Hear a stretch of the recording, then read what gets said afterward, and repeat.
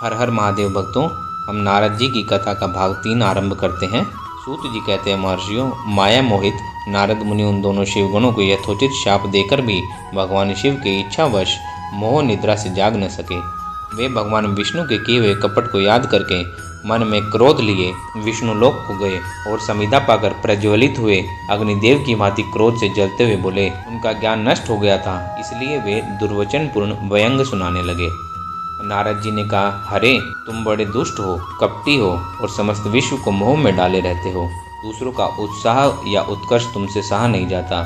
तुम मायावी हो, तुम्हारा अंतकरण मलिन है।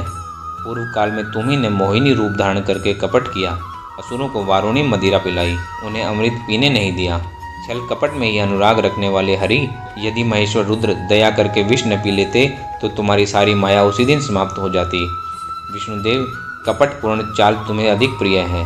तुम्हारा स्वभाव अच्छा नहीं है, तो भी भगवान शंकर ने तुम्हें स्वतंत्र बना दिया। तुम्हारी इस चाल ढाल को समझकर अब भगवान शिव भी पश्चाताप करते होंगे। अपनी वाणी रूप वेद की प्रामाणिकता स्थापित करने वाले महादेव जी ने ब्राह्मण को सर्वोपरि बताया है। अरे, इस बात को जानकर आज मैं बलपूर्वक तुम्हें ऐसी सीख दूंगा जिससे तुम फिर कभी कहीं भी ऐसा कर्म नहीं कर सकोगे। अब तक तुम्हें किसी शक्तिशाली या तेजस्वी पुरुष से पाला नहीं पड़ा था, इसलिए आज तक तुम निडर बने हुए हो। परंतु विष्णु, अब तुम्हें अपनी करनी का पूरा फल मिलेगा। भगवान विष्णु से ऐसा कहकर माया मोहित नारद मुनि अपने ब्रह्म तेज का प्रदर्शन करते हुए क्रोध से खिन्न हो उठे और शाप देते हुए बोले, विष्णु, तुमने स्त्री के लिए मुझे व्याकुल किया है। तुम इस तरह सबको मोह में डालते रहते हो, यह कपटपूर्ण कार्य करते हो। तुमने जिस रूप से मुझे संयुक्त किया था उसी रूप से तुम मनुष्य हो जाओ और स्त्री के वियोग में दुख भोगो। तुमने जिन वानरों के समान मेरा मुंह बनाया था, वे ही उस समय तुम्हारे सहायक हों। तुम दूसरों को दुख देने वाले हो, अतः स्वयं भी तुम्हें स्त्री के वियोग में दुख प्राप्त हो। अज्ञान से मोहित मनुष्य के समान तुम्हारी स्थिति हो।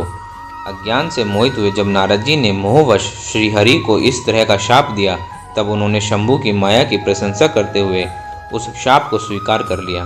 तदनंतर महालीला करने वाली शंभु ने अपनी उस विश्व मोहिनी माया को, जिसके कारण ज्ञानी नारद मुनि भी मोहित हो गए थे, खींच लिया। उस माया के तिरोहित होते ही नारद जी पूर्ववत शुद्ध बुद्धि से युक्त हो गए। उन्हें पूर्वतः ज्ञान प्राप्त हो गया और उनकी सारी व्याकुलता जाती रही। इससे उनके मन में बड़ा विस्मय हुआ। वे अधिकाधिक पश्चाताप करते हुए बारंबार अपनी निंदा करने लगे। उस समय उन्होंने ज्ञानी को भी मोह में डालने वाली भगवान शंभु की माया की सराहना की। तदनंतर यह जानकर कि मैं माया के कारण ही भ्रम में पड़ गया था, यह सब कुछ मेरे माया जनित भ्रम ही था, वैष्णव शिरोमणि नारद जी भगवान विष्णु के चरणों में गिर पड़े। भगवान श्री हरि ने उन्हें उठाकर खड़ा कर दिया। उस समय अपनी दुर्बुद्धि नष्ट हो जाने के कारण वे यूं बोले, नाथ, माया से मोहित होने के कारण मेरी बुद्धि बिगड़ गई थी, इसलिए आपके प्रति बहुत दुर्वचन कहे, आपको शाप तक दे डाला। प्रभु, उस शाप को आप मिथ्या कर दीजिए। हाय, मैंने बड़ा पाप किया है, अब मैं निश्चय ही नरक में पड़ूंगा। हरे, मैं आपका दास हूँ, बताइए मैं क्या उपाय करूँ, कौन सा प्रायश्चित करूँ जिससे मेरा पाप समूह नष्ट हो जाए और मुझे नरक में न गिरना पड़े। ऐसा कहकर शुद्ध बुद्धि वाले मुनि शिरोमणि नारद जी पुनः भक्ति भाव से भगवान विष्णु के चरणों में गिर पड़े। उस समय उन्हें बड़ा पश्चाताप हो रहा था। तब श्री विष्णु ने उन्हें उठाकर मधुर वाणी में कहा। भगवान विष्णु बोले, तात, खेद न करो, तुम मेरे श्रेष्ठ भक्त हो, इसमें संशय नहीं है। मैं तुम्हें एक बात बताता हूँ, उससे निश्चय तुम्हारा परम हित होगा। तुम्हें नरक में नहीं जाना पड़ेगा। भगवान शिव तुम्हारा कल्याण करेंगे। तुमने मद से मोहित होकर जो भगवान शिव की बात नहीं मानी थी, उसकी अवहेलना कर दी थी, उसी अपराध का भगवान शिव ने तुम्हें ऐसा फल दिया है, क्योंकि वे ही कर्म फल के दाता हैं। तुम अपने मन में यह दृढ़ निश्चय कर लो कि भगवान शिव की इच्छा से ही सब कुछ हुआ है। सबके स्वामी परमेश्वर शंकर ही गर्व को दूर करने वाले हैं। वे ही परब्रह्म परमात्मा हैं। उन्हीं का सच्चिदानंद स्वरूप से बोध होता है। वे निर्गुण और निर्विकार हैं। सत्व, रज और तम इन तीनों गुणों से परे हैं। वे ही अपनी माया को लेकर ब्रह्मा, विष्णु और महेश इन तीनों रूपों में प्रकट होते हैं। निर्गुण और सगुण भी वे ही हैं। निर्गुण अवस्था में उन्हीं का नाम शिव है। वे ही परमात्मा, महेश्वर, परब्रह्म, अविनाशी, अनंत और महादेव आदि के नामों से कहे जाते हैं। उन्हीं की सेवा से ब्रह्मा जी ने जगत की रचना की है और मैं तीनों लोगों का पालन करता हूँ। वे स्वयं ही रुद्र रूप में सबका संहार करते हैं। वे शिव स्वरूप सबके साक्षी हैं। माया से भिन्न और निर्गुण हैं। स्वतंत्र होने के कारण वे अपनी इच्छा के अनुसार चलते हैं। उनका विहार, आचार, व्यवहार उत्तम है और वे भक्तों पर दया करने वाले हैं। नारद मुने, मैं तुम्हें एक सुंदर उपाय बताता हूँ जो सुखद समस्त पापों का नाशक है और सदा भोग एवं मोक्ष देने वाला है। तुम उसे सुनो। अपने सारे संशयों को त्याग कर तुम भगवान शंकर के सुयश का गान करो और सदा अनन्य भाव से शिव के शतनाम स्तोत्र का पाठ करो। मुने, तुम निरंतर उन्हीं की उपासना करो और उन्हीं का भजन करो। उन्हीं के यश सुनो और गाओ तथा प्रतिदिन उन्हीं की पूजा अर्चना करते रहो। नारद, जो शरीर, मन और वाणी द्वारा भगवान शंकर की उपासना करते हैं उसे पंडित या ज्ञानी जानना चाहिए। वह जीव मुक्त कहलाता है। शिव, इस नाम रूपी दावानल से बड़े बड़े पातकों के असंख्य पर्वत अनायास भस्म हो जाते हैं। यह सत्य है, सत्य है, इसमें संशय नहीं है।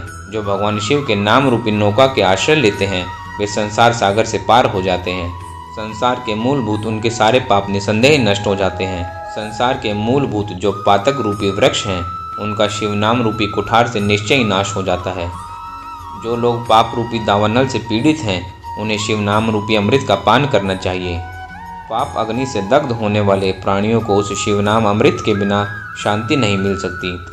संपूर्ण वेदों का अवलोकन करके पूर्ववर्ती विद्वानों ने यही निश्चय किया है कि भगवान शिव की पूजा ही उत्कृष्ट साधन है तथा जन्म मरण रूपी संसार बंधन से नाश करने का उपाय है। आज से यत्न पूर्वक सावधान रहकर विधि विधान के साथ भक्ति भाव से नित्य निरंतर जगदम्बा पार्वती सहित महेश्वर सदाशिव का भजन करो। नित्य शिव की कथा सुनो और कहो तथा अत्यंत यत्न करके बारंबार शिव भक्तों का पूजन करो। मुनिश्रेष्ठ, अपने हृदय में भगवान शिव के उज्ज्वल चरणारविंदों की स्थापना करो। मुने, इस प्रकार परमात्मा शंकर के अनुपम महात्म्य का दर्शन करते हुए अंत में काशी को जाओ। वह स्थान भगवान शिव को बहुत ही प्रिय है। वहाँ भक्ति पूर्वक विश्वनाथ जी का दर्शन पूजन करो। विशेषतः उनकी स्तुति वंदना करके तुम निर्विकल्प हो जाओगे।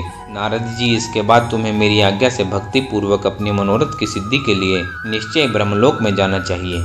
वहाँ अपने पिता ब्रह्मा जी से विशेष रूप से स्तुति वंदना करके तुम प्रसन्नता पूर्वक हृदय से बारंबार शिव महिमा के विषय में प्रश्न करना चाहिए। ब्रह्मा जी शिव भक्तों में श्रेष्ठ हैं। वे तुम्हें बड़ी प्रसन्नता के साथ भगवान शंकर का महात्म्य और शतनाम स्तोत्र सुनाएंगे। मुने, आज से तुम शिव आराधना में तत्पर रहने वाले शिव भक्त हो जाओ और विशेष रूप से मोक्ष के भागी बनो। भगवान शिव तुम्हारा कल्याण करेंगे। इस प्रकार प्रसन्नचित्त हुए भगवान विष्णु नारद मुनि को प्रेम पूर्वक उपदेश देकर श्री शिव का स्मरण, वंदन और स्तवन करके वहां से अंतर्ध्यान हो गए। हर हर महादेव भक्तों, यह कथा यहीं समाप्त होती है। इसके आगे हम लोग जानेंगे नारद जी ब्रह्मलोक जाते हैं और वहाँ ब्रह्मा जी से शिव तत्व के विषय में प्रश्न करते हैं। हर हर महादेव भक्तों।